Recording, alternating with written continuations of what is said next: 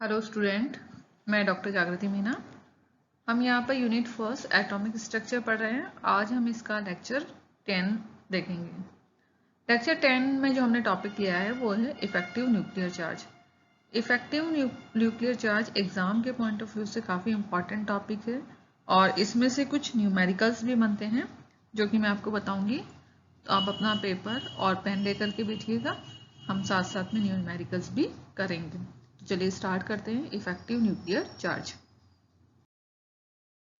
Effective nuclear charge, effective nuclear charge कहते किसे हैं, पहले ये जानना बहुत ही जरूरी है।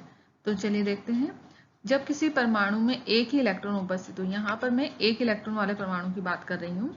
अगर एक इलेक्ट्रॉन उपस्थित है तो धन आवेशित नाभिक का पूर्ण आवेश वो ही इलेक्ट्रॉन अनुभव करेगा। क्यों? क्योंकि दूसरा इलेक्ट्रॉन तो है ही नहीं, तो इसलिए नाभिक का जो आवेश है वो उस इलेक्ट्रॉन द्वारा ही अनुभव किया जाएगा, फील किया जाएगा।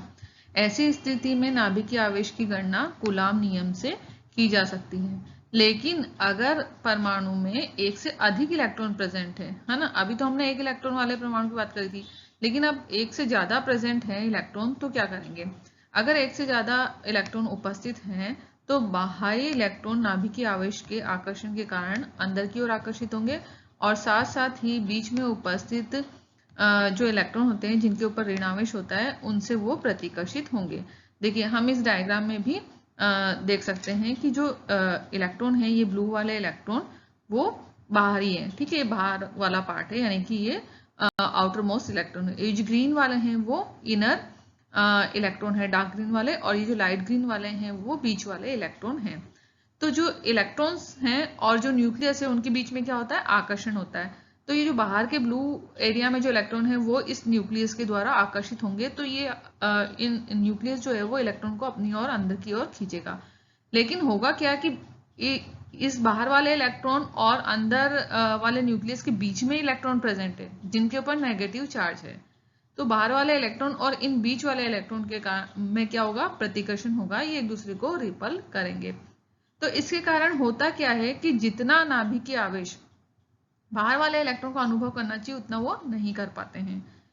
ये बात समझ में आ गई कि जब ये बीच में, अगर नाभिक और बाहर के इलेक्ट्रॉन के बीच में इलेक्ट्रॉन आ गए तो वो इलेक्ट्रॉन क्या करेंगे? बाहर वाले इलेक्ट्रॉन को रिपल करेंगे, तो वो उस नाभिक से उतनी अधिक मतलब प्रभावी ढंग से आकर्षित नहीं हो पाएगा जितना कि उसको होना चाहिए। तो जो वास्तव में इलेक्ट्रॉन जो नाभिकीय आवेश अनुभव करते हैं उसे प्रभावी नाभिकीय आवेश कहते हैं। क्योंकि अब क्या होगा, ये कम जो है वो नाभिकीय आवेश अनुभव करेंगे। कौन? बाहरी इलेक्ट्रॉन। तो जितना भी अनुभव करते हैं वो नाभिकीय आवेश उसको प्रभावी नाभिकीय आवेश या इफेक्टिव न्यूक्लियर चार्ज कहते हैं। और इसे ZEFF का मतलब यहाँ इफेक्टिव, ठीक है, से प्रदर्शित करते हैं। दूसरे शब्दों में आंतरिक इलेक्ट्रॉन द्वारा नाभिक का परिरक्षण होता है, ओके, एवं इस प्रभाव को परिरक्षण प्रभाव कहते हैं। नाभिकीय आवेश में आए इन अंतर को आवरण स्थिरांक सिग्मा द्वारा दर्शाया जाता है। तो जब नाभिकीय आवेश, कौन सा? प्रभावी नाभिकीय आवेश, इसको हमें निकालना होगा तो उसका फॉर्मूला क्या होगा? ZEF equal to Z minus sigma. Sigma अभी मैंने आपको बताया ये क्या है? स्क्रीनिंग कांस्टेंट है। स्क्रीनिंग कांस्टेंट क्यों है? क्योंकि ये वाले जो इलेक्ट्रॉन होते हैं बीच वाले, ये क्या करते हैं? इस न्यूक्लियस और जो बाहरी इलेक्ट्रॉन है उनके बीच में एक स्क्रीन बना लेते हैं, ठीक है। ये जो बाहर वाले आउटर मोस्ट इलेक्ट्रॉन और न्यूक्लियस के बीच में एक स्क्रीन बना लेते हैं, इसलिए इनके प्रभाव को स्क्रीनिंग कांस्टेंट कहते हैं। और Z क्या है? Z यहाँ पे परमाणु क्रमांक है, इसका एटॉमिक नंबर है। तो इस फॉर्मूले से हम इफेक्टिव न्यूक्लियर चार्ज निकालना सीखेंगे। तो यहाँ तक आपको बात क्लियर हो गई, एक तो फॉर्मूला क्लियर हो गया और इफेक्टिव न्यूक्लियर चार्ज क्या होता है ये क्लियर हो गया। तो चलिए अब नेक्स्ट देखते हैं। जहाँ ZE क्या है? इफेक्टिव न्यूक्लियर चार्ज है, ये मैंने आपको बता दिया। और सिग्मा क्या है? आवरण स्थिरांक यानी स्क्रीनिंग कांस्टेंट है। अब यदि किसी परमाणु के लिए हमें सिग्मा का मान ज्ञात हो जाए तो हम उसके लिए इफेक्टिव न्यूक्लियर चार्ज की गणना कर सकते हैं। तो स्लेटर्स के कुछ रूल्स हैं जिसके अनुसार हम इफेक्टिव न्यूक्लियर चार्ज की गणना कर सकते हैं। तो स्लेटर्स के नियम के अनुसार सर्वप्रथम इलेक्ट्रॉन को बढ़ते हुए n के साथ में व्यवस्थित करते हैं, मतलब n नंबर बढ़ता जाता है उसके साथ में हम उसको इलेक्ट्रॉन्स को अरेंज करते हैं। अब यदि n का मान समान है तो हम उसको बढ़ते हुए l के क्रम में व्यवस्थित करते हैं। ठीक है, जैसे हमने पहले भी देखा था कि अगर n का मान समान है तो फिर हम l को लेते हैं। यहाँ पे देखिए n का मान समान है तो बढ़ते हुए l के क्रम में व्यवस्थित करते हैं, नहीं तो हम क्या करते हैं n के बढ़ते हुए क्रम में ही व्यवस्थित करते हैं। इसके अतिरिक्त s और p कक्षकों को साथ में रखते हैं। यहाँ पर देखिए ये s और p कक्षक साथ में है, यहाँ पे भी sp साथ में है, यहाँ पे भी sp साथ में है। तो ये इलेक्ट्रॉन को जो है वो व्यवस्थित करने का क्रम है, किसके अनुसार, स्लेटर्स के नियम के अनुसार। प्रत्येक समूह के लिए एक परिरक्षण स्थिरांक का मान होता है जो कि इलेक्ट्रॉन की संख्या पर तथा प्रकार पर निर्भर करेगा, और प्रत्येक समूह के लिए परिरक्षण स्थिरांक कुछ दिए गए बिंदु हैं, इनका सम्मिश्रण होता है। तो ये बिंदु कौन कौन से हैं, चलिए देख लेते हैं। ns व np इलेक्ट्रॉन के लिए, ठीक है, ns और np ऑर्बिटल में जो इलेक्ट्रॉन है उनके लिए हमें कुछ पॉइंट्स देखने हैं। यहाँ पर ये देखिए पहला पॉइंट जो है वो है n के उच्च मान वाले इलेक्ट्रॉन अर्थात किसी इलेक्ट्रॉन से बाद अर्थात बाहर वाले इलेक्ट्रॉन का कोई परिरक्षण प्रभाव नहीं होता है। ओके, अतः s के मान में इनका योगदान 0 होता है। सेकंड पॉइंट है समान n वाले, अब n नंबर देखें, अगर समान है इक्वल है तो क्या होगा, समान n वाले अर्थात उसी कक्षक के अन्य इलेक्ट्रॉन का परिरक्षण प्रभाव कितना होगा, 0.35 प्रति इलेक्ट्रॉन होगा। और 1s कक्षक में यह परिरक्षण प्रभाव कितना होगा, 0.30 होगा।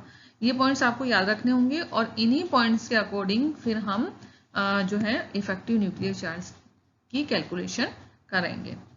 थर्ड पॉइंट जो है वो है किसी इलेक्ट्रॉन से एक कम n यानी कि n-1। ओके, एक कम का मतलब क्या हो गया, n-1। तो एक कम n वाले इलेक्ट्रॉन अर्थात n-1 वाले इलेक्ट्रॉन का परिरक्षण प्रभाव कितना होगा, 0.85 होता है। तो ये जो परिरक्षण प्रभाव है कितना है, 0.35 किसके लिए है, 0.30 किसके लिए है, 0.85 किसके लिए, ये सब आपको अपने माइंड में रखना होगा। फोर्थ नंबर का जो पॉइंट है वो ये कहता है कि एक से अधिक कम n वाले अर्थात n-2 हो गया, एक से अधिक कितना हो गया, n-2, एक से कम माना n-1, तो यहाँ पे हम बोल रहे हैं एक से अधिक तो n-2 हो गया। वह अन्य आंतरिक कोशों के इलेक्ट्रॉन का परिरक्षण प्रभाव कितना होगा, 1 होगा। n-2 और उसके बाद वाले जितने भी जो कोश हैं उनका परिरक्षण प्रभाव एक ही होगा, ठीक है, उसकी वैल्यू 1 होगी। ये अब हम एग्जांपल्स जब करेंगे तब आपको अच्छे से समझ में आ जाएगा। Nd व Nf इलेक्ट्रॉन के लिए सभी आंतरिक कोशों के इलेक्ट्रॉन का परिरक्षण जो है वो 1 होगा, यानी कि 1 होगा एक इलेक्ट्रॉन के लिए। ये जो जितने भी परिरक्षण मान दिए हैं ये किसके लिए दिए गए हैं, ये इलेक्ट्रॉन के लिए दिए गए हैं और ये प्रति इलेक्ट्रॉन है, मतलब एक इलेक्ट्रॉन के लिए इतना है। अगर ऑर्बिटल में 2 इलेक्ट्रॉन होंगे तो हम इस वैल्यू को 2 से मल्टीप्लाई कर देंगे तो वो 2 इलेक्ट्रॉन के लिए आ जाएगा। तो अब हमारे पास में जो शील्डिंग कांस्टेंट है उसकी वैल्यू इन नियम्स के अकॉर्डिंग हमें पता चल गई, इन रूल्स के अकॉर्डिंग। तो अगर शील्डिंग जो कांस्टेंट है उसकी वैल्यू पता है तो हम आराम से इफेक्टिव न्यूक्लियर चार्ज की कैलकुलेशन कर सकते हैं। तो चलिए देखते हैं कैलकुलेशन हम एक एग्जांपल से करते हैं, कुछ एग्जांपल लेते हैं। यहाँ एक एग्जांपल है, जिंक के किसी 3D इलेक्ट्रॉन पर प्रभावी नाभिकीय आवेश की गणना स्लेटर नियम की सहायता से कीजिए। तो चलिए करते हैं, क्या आता है जिंक के 3D इलेक्ट्रॉन के लिए प्रभावी नाभिकीय आवेश। तो जिंक का जो इलेक्ट्रॉनिक कॉन्फ़िगरेशन है वो पहले हम लिख लेते हैं, ठीक है। ये 1s2 2s2 2p6 3s2 3p6 3d10 4s2 होता है। अब यहाँ पर किसी एक d इलेक्ट्रॉन पर हमें ज्ञात करना है प्रभावी नाभिकीय आवेश, इफेक्टिव न्यूक्लियर चार्ज। तो सबसे पहले हम क्या करेंगे, 4s ऑर्बिटल के लिए देखेंगे। अब यहाँ देखिए 4s2 इलेक्ट्रॉन का जो परिरक्षण प्रभाव है वो कितना होगा, 2 × 0 होगा, क्योंकि मैंने आपको जो फर्स्ट पॉइंट था वो उसमें बताया था कि जो n के उच्चतम मान वाले s ऑर्बिटल्स हैं उनके लिए परिरक्षण प्रभाव की वैल्यू 0 होती है। किसके लिए? एक इलेक्ट्रॉन के लिए, है ना। मैंने प्रति इलेक्ट्रॉन बताई थी हर वैल्यू, तो यहाँ पे 2 इलेक्ट्रॉन है तो 2 × 0 हो जाएगा, तो ये 0 हो जाएगा। अब यहाँ पर शेष 9 3D इलेक्ट्रॉन का परिरक्षण प्रभाव। हमने 9 क्यों लिया है यहाँ पे? तो देखिए ये 3D 10 है। 9 इसलिए लिया क्योंकि हमें एक इलेक्ट्रॉन का निकालना है ना। तो बाकी के जो इलेक्ट्रॉन बचेंगे हम उन्हीं का परिरक्षण प्रभाव जो है वो मल्टीप्लाई करेंगे। ऐसे नहीं कि 10 इलेक्ट्रॉन है तो पूरा 10 का कर दिया। अगर 8 इलेक्ट्रॉन है और उसमें से एक का पूछा है तो आप एक का निकालेंगे और 7 से मल्टीप्लाई करेंगे, मतलब कि एक को आपको माइनस करते हुए चलना है, क्योंकि हम उस इलेक्ट्रॉन का तो निकाल रहे हैं ना, इसलिए उसको नहीं मानना है। तो यहाँ पर 9 इलेक्ट्रॉन जो है वो डी ऑर्बिटल के इंटू 0.35 इसकी वैल्यू हमने देखी थी उसमें पॉइंट, जब हमने देखे थे चारों पॉइंट्स, तो उसमें जो इसका परिरक्षण प्रभाव था उसकी वैल्यू 0.35 थी, ठीक है, n ऑर्बिटल्स के लिए। तो ये हो जाएगा 3.15। उसके बाद में जो आंतरिक 18 इलेक्ट्रॉन का परिरक्षण प्रभाव है, अब ये तो हो गया यहाँ तक, ये निकाल लिया हमने। अब ये जो अंदर के बचे हैं ये सारे, ये देखिए कितने हैं, ये 6 और ये 6 12 और 13 14 15 16 और 17 18, टोटल 18 हैं और ये अंदर के हैं। तो हमने एक पॉइंट में बताया था कि जितने भी आंतरिक इलेक्ट्रॉन्स होंगे उनका मान क्या होगा, परिरक्षण जो शील्डिंग कांस्टेंट की वैल्यू कितनी होगी, 1 होगी। तो अंदर के कितने इलेक्ट्रॉन है यहाँ पे, टोटल 18 है, तो 18 × 1 कर दिया हमने, तो ये आ गया इक्वल टू 18, ठीक है। अब हमें टोटल परिरक्षण देखना है, तो जो टोटल परिरक्षण है वो आ जाएगा 21.15। इन सबको हम ऐड कर लेंगे, ठीक है, 18 और ये 3 ऐड हो जाएगा तो कितना होगा, 21.15 हो गया। अब इससे निकलेगा हमारा इफेक्टिव न्यूक्लियर चार्ज। तो फॉर्मूला मैंने आपको बताया था कि Z = ZEFF माइनस सिग्मा। यहाँ पर सिग्मा की जगह S लिखा है तो भी कोई दिक्कत नहीं है, ये भी स्क्रीन कांस्टेंट का ही सिंबल है, तो आप यहाँ पे सिग्मा भी लिख सकते हैं, S भी लिख सकते हैं। और जो Z है वो क्या है, वो है परमाणु क्रमांक। तो जिंक का जो परमाणु क्रमांक है वो कितना होता है, 30 होता है, तो 30 लिख दिया, माइनस हमारे पास में S की वैल्यू जो आई है 21.15, तो इसके ऊपर जो इफेक्टिव न्यूक्लियर चार्ज है कितना हो गया, 8.85 हो गया। तो इस तरह से क्वेश्चंस एग्जाम में भी आते हैं, तो इन तरीके से हमें उस क्वेश्चंस के आंसर देने हैं और इफेक्टिव न्यूक्लियर चार्ज की वैल्यू निकालनी है। चलिए और एग्जाम्पल देखते हैं। लिथियम का विन्यास 1s2 2s1 है, जिसके संयोजी इलेक्ट्रॉन के परिरक्षण स्थिरांक तथा प्रभावी नाभिकीय आवेश की गणना कीजिए। ये हमारे पास में एक क्वेश्चन है। अब हमें क्वेश्चन को भी बड़े ध्यान से पढ़ना है कि वो किस इलेक्ट्रॉन का परिरक्षण प्रभाव पूछ रहा है या परिरक्षण स्थिरांक पूछ रहा है, ठीक है। अभी हमने पिछले जो एग्जाम्पल थे उसमें देखे थे 3D के इलेक्ट्रॉन का वो स्थिरांक पूछ रहा था। अब यहाँ पर पूछ रहा है कि संयोजी इलेक्ट्रॉन के परिरक्षण स्थिरांक की गणना करनी है ना। तो एक क्वेश्चन को हमें ध्यान से देखना है कि वो किस इलेक्ट्रॉन के लिए पूछ रहा है, कौन से ऑर्बिटल में उपस्थित इलेक्ट्रॉन के लिए हमसे पूछ रहा है कि इस इलेक्ट्रॉन के लिए आप परिरक्षण स्थिरांक की कांस्टेंट की गणना कीजिए। तो यहाँ पे संयोजी इलेक्ट्रॉन जो है वो कितने हैं, 3 हैं, ओके। तो यहाँ पर 1s ऑर्बिटल में कितने इलेक्ट्रॉन है, 2। n की वैल्यू कितनी है यहाँ पर, n = कितना है, 2 है ना। ये देखिए ये 2s है ना, इसलिए n = 2 है। तो ये 1s क्या हो जाएगा, ये हो जाएगा n - 1 ऑर्बिटल, क्योंकि यहाँ पर क्या है, n से एक कम हो गया तो n - 1 ऑर्बिटल हो गया, और n कौन सा हुआ, n हुआ 2s ऑर्बिटल। तो n - 1 के लिए हमने देखा था कि जो इलेक्ट्रॉन है उसका स्क्रीनिंग कांस्टेंट 0.85 होता है। तो यहाँ पर n - 1 में 2 इलेक्ट्रॉन है तो हम इस 2 से मल्टीप्लाई कर देंगे 0.85 को, तो इसका जो स्क्रीनिंग कांस्टेंट है वो आ जाएगा 1.70। अब हमारे पास स्क्रीनिंग कांस्टेंट आ गया तो हम इफेक्टिव न्यूक्लियर चार्ज निकाल सकते हैं Z - S या Z - सिग्मा से। सिग्मा का मतलब वही है स्क्रीनिंग कांस्टेंट और S का मतलब भी स्क्रीनिंग कांस्टेंट ही है। तो लिथियम का जो परमाणु क्रमांक है वो है 3 और हमारे पास स्क्रीनिंग कांस्टेंट आया है 1.70, तो इसको माइनस करने पर 1.30 जो आएगा वो हो जाएगा effective nuclear charge. Next example है एल्यूमिनियम के प्रभावी नाभिकीय आवेश की गणना। अब देखिए इसमें एल्यूमिनियम का बोला है तो इसका मतलब है कि हमें हर ऑर्बिटल में उपस्थित इलेक्ट्रॉन का जो है वो परिरक्षण कांस्टेंट निकालना होगा, स्थिरांक हमें निकालना होगा। चलिए स्टार्ट करते हैं, देखते हैं कैसे निकलता है। सबसे पहले हम एल्यूमिनियम का इलेक्ट्रॉनिक कॉन्फ़िगरेशन लिख लेते हैं, 1s2 2s2 2p6 3s2 3p1। अब यहाँ पर ये जो पहला वाला है इसके ऊपर हमें अंदर वाले 12 इलेक्ट्रॉन का निकालना है, क्या, स्क्रीनिंग कांस्टेंट। ठीक है, तो इस पहले वाले को हम छोड़ देंगे, 3p1 को हम छोड़ देंगे क्योंकि इसके अंदर जो 12 इलेक्ट्रॉन है उनका हम निकालेंगे, तब जाके पूरे एल्यूमिनियम का निकल जाएगा। तो नंबर 1 पे हम देखते हैं n कोश वाले। n कोश वाले जो है वो कितने हैं, 3s2, यानी कि n कोश में 2 और इलेक्ट्रॉन हैं। अब हमने वहां जब पॉइंट्स देखे थे स्लेटर्स के रूल्स के, तो उसमें देखा था कि जो n ऑर्बिटल होगा, n कोश होगा, उसमें प्रति इलेक्ट्रॉन जो स्थिरांक होगा, कांस्टेंट होगा, वो कितना होगा, 0.35। तो प्रति इलेक्ट्रॉन था, तो यहाँ पे 2 इलेक्ट्रॉन है, तो हम इसको 2 से मल्टीप्लाई कर देंगे, 2 × 0.35, तो ये हमारे पास वैल्यू आ जाएगी 0.70। नेक्स्ट हम चलते हैं n-1 कोश की ओर। तो n-1 कोश में कितने इलेक्ट्रॉन है, अब यहाँ पे देखिए, यहाँ 2s और 2p जो है वो n-1 के अंतर्गत आएंगे। तो यहाँ पर टोटल है 8 इलेक्ट्रॉन।